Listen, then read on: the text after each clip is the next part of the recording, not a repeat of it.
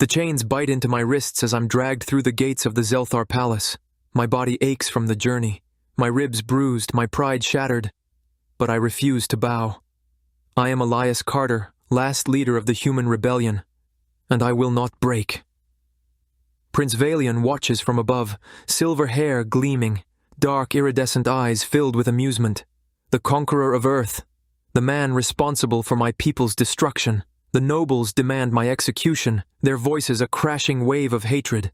Valian silences them with a raised hand, then steps toward me, smirking. Elias Carter, he muses, the last human rebel kneeling before me at last. I spit blood onto the pristine floor. Kill me, I won't beg. His smirk deepens. Oh, I have a better idea. His gaze drags over me, assessing. Become my consort, my pet, submit, and I will spare what remains of your people. Revulsion coils in my stomach, but the weight of my people's survival presses down on me. If I refuse, they die. My jaw tightens, my hands shake, but I force the words past my lips. I accept. A satisfied smile plays across Valian's lips. He turns to the nobles, his voice calm and absolute. The last rebel has fallen. Earth belongs to the Zelthar. Cheers rise, but beneath them I hear discontent. They wanted my blood, my execution. Instead, Valian has claimed me as his possession. As two guards haul me to my feet, Valian steps closer, his breath warm against my ear.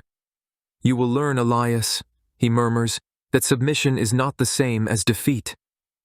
I don't answer. He thinks he's won, that he's broken me. He doesn't realize I'm only waiting for my moment, waiting to make him regret ever letting me live. I'm no longer in chains, but I'm still a prisoner. The Zelthar Palace is a gilded cage.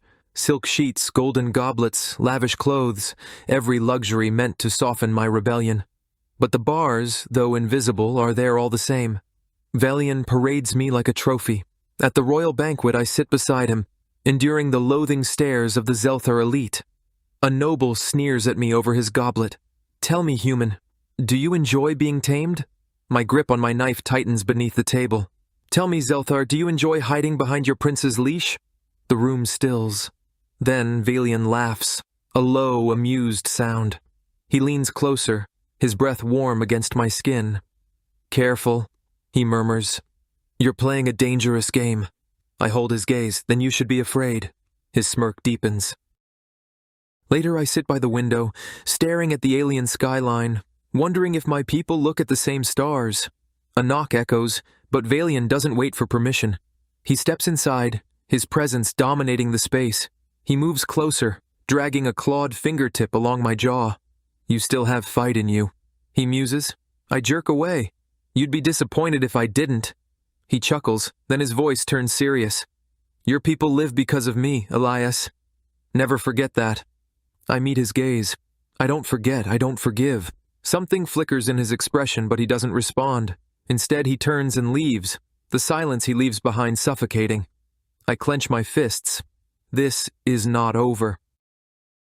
The Supreme Council whispers in the shadows, their disdain for Valian's mercy toward me growing bolder. They see him as weak, and weak rulers do not last. As I walk through the palace, I catch glimpses of their scheming, sharp glances, hushed voices that fall silent when I pass. They circle him like vultures waiting. One evening, Valian grips my wrist as we walk the grand halls. His voice is quiet but firm. They plot against me. I glance at him. And what do you expect me to do about it? His eyes meet mine, unreadable. Survive. A chill runs down my spine. I wake to the clash of blades. Shadows flicker against my walls. The metallic scent of blood thick in the air. Valian fights for his life, his perfect composure shattered in raw fury. I don't think. I move. Grabbing a fallen weapon, I lunge, cutting down an assassin before he can strike. My heart pounds as I fight alongside the man I swore to hate. When the battle ends, the chamber is a mess of bodies and blood. Valian stands before me, breathless, his tunic torn. You could have let me die, he says. Voice unreadable, I glare at him. And let someone worse take your place? I'll kill you when I choose to. Something shifts in his expression. Amusement, or something deeper.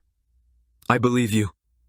For the first time, I wonder if we are not so different after all. The stolen data file flickers on the screen. My breath is unsteady. My vision blurs with rage, horror, and something worse. Betrayal. They didn't just conquer us. They ensured our extinction, sterilization, a slow, silent genocide. The door hisses open. I know it's him. You knew, I whisper. A pause, then softly. Elias. I whirl to face him, fists clenched. How long were you going to let me believe my people had a chance? I did what I had to do, he says. I laugh, hollow and bitter. What you had to do? My voice shakes. You let me believe in a future that never existed. Valian's jaw tightens. Would you have fought any less fiercely if you knew? I freeze. Would you have accepted death? He presses, stepping closer. Or would you have torn yourself apart trying to stop the inevitable? I don't answer. His voice lowers. I kept you alive because you were never just a prisoner to me, Elias. My breath catches. You kept me alive because I amused you. His lips part as if to argue, but he doesn't. Get out, I say hoarsely. He hesitates. Then, silently, he turns and leaves. I clench my fists, staring at the cold metal door, hating him, hating the part of me that doesn't. The dagger feels light in my hands. Too light. I wait in the shadows, my breath steady, my heart a betrayer. When the door opens, I lunge. Valian moves faster. He catches my wrist, twisting just enough to make the blade fall. In a blur, he shoves me against the wall, caging me in. His voice is quiet. I knew you would try. You betrayed me. I breathe. I spared you, he counters. That is not the same thing. His grip loosens. You think I don't know that? His voice is raw. You think I don't know what I've done? A pause, then softly. Because I didn't want to lose you. I freeze. For the first time, I wonder if hatred is the only thing left between us, and that terrifies me more than anything.